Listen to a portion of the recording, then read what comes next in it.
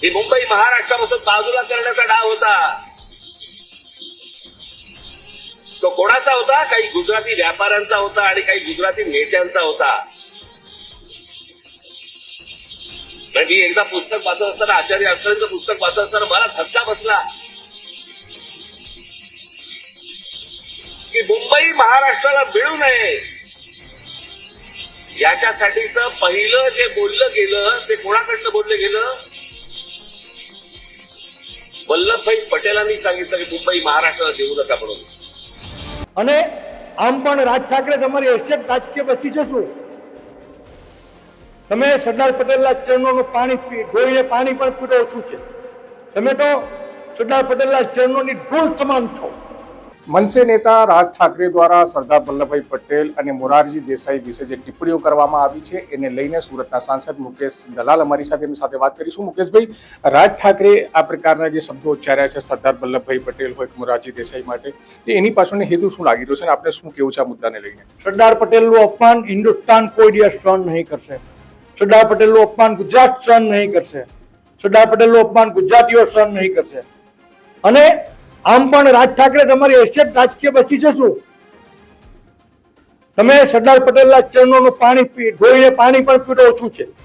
તમે તો સરદાર પટેલના ચરણોની ધૂળ સમાન છો. માત્ર ને માત્ર મુંબઈ મહાનગરપાલિકાના ચુનાવના સંદર્ભમાં તમે જે રાજનીતિ ચમકવાની કોશિશ કરી રહ્યા છો એ ચૂંટણીના પરિણામો તમને સમજાઈ દેશે કે ગુજરાતીઓ સરદાર પટેલ અને મોરારજી દેસાઈનું અપમાન કરવાની શું કિંમત તમારે ચૂકવવી પડે છે.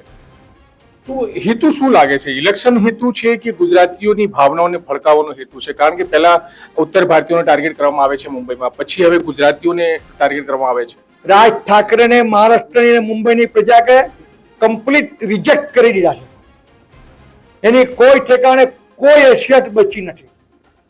પણ મહારાષ્ટ્રમાં જે કેટલાક મહાનગરપાલિકાઓની ચૂંટણી એમના આવવાની છે તેના સંદર્ભમાં મરાઠી સમાજની મહારાષ્ટ્રના મરાઠી લોકોના થોડાક મત મળી જાય અને થોડીક સીટો મળી જાય માત્ર ને માત્ર એને કારણે રાજ ઠાકરે ગુફામાંથી બહાર આવ્યા છે.